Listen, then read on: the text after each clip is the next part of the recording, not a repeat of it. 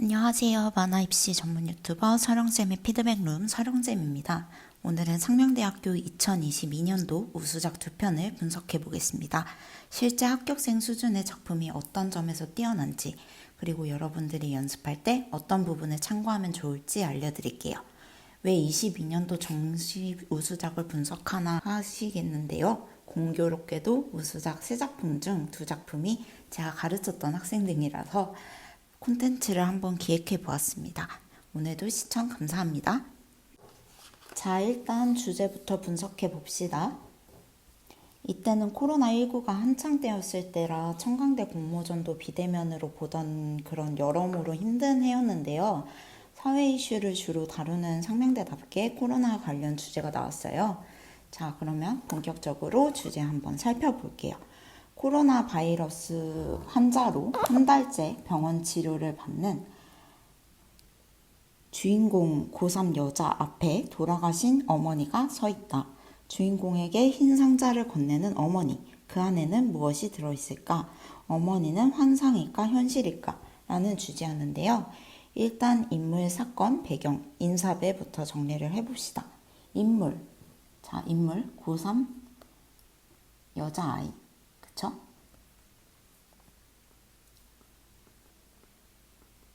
그 다음에 사건. 코로나 때문에 한 달째 병원 치료를 받는 주인공에게 돌아가신 어머니가 나에게 흰 상자를 건넸다.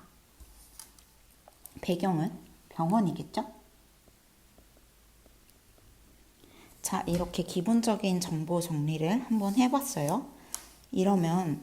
그러면 이제 갈등 세팅을 해야 되는데, 일단 우리 주인공에게 한번 감정이입 해봅시다.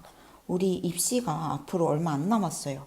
그런데 어떤 팬데믹이 일어나 버려서 여러분들이 한 달째 병원에 격리하고 있어요. 근데 엄마는 돌아가셨지, 병원엔 나 혼자지, 어떨 것 같아요? 이제 불러올 수 있는 감정들이 있을 거예요. 뭐 우울함, 불안함, 답답함, 그리움, 원망, 슬픔, 또 서러움, 이런 것들이 있겠죠. 이런 개인적인, 미시적인, 그러니까 작은 설정이 세세할수록 우리는 외적 갈등으로 풀어야 할까요? 내적 갈등으로 풀어야 할까요? 내적 갈등이겠죠? 왜냐면 병실에는 사람이 그다지 많지 않을 거고 등장인물이 한정적이잖아요.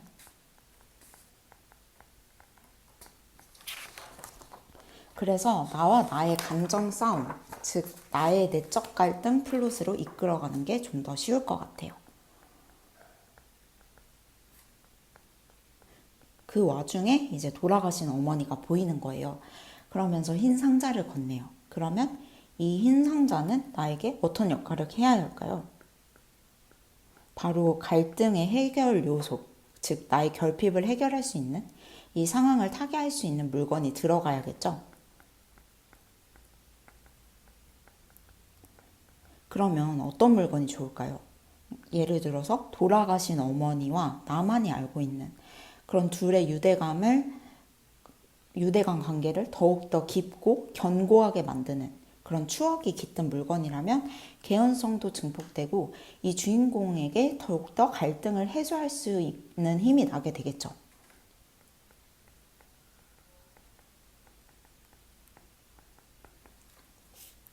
그러면 예를 들어서 육아일기장이나 어머니가 쓰셨던, 아니면 아플 때 해주셨던 음식들, 뭐 엄마가 만들어준 핸드메이드 물건,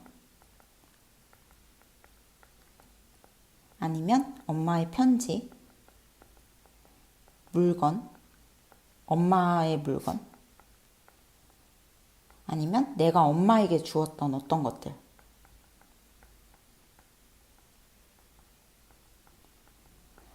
이런 것들이 둘만의 기억을 공유하면서 병을 이겨낼 수 있는 마음을 좀 더 단단하게 만든다는 거죠. 그러면 결론적으로는 이 물건의 키포인트는 뭐다?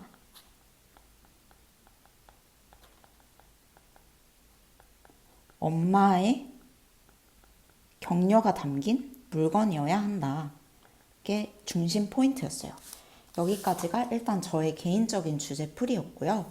이제 우수작들 한번 살펴볼게요. 첫 번째 우수작입니다. 미리 말씀드리자면 우수작 이미지 업로드는 해당 학생의 동의하에 이루어졌습니다. 처음에는 일단 계절감을 알려주는 낙엽의 이미지로 시작하네요.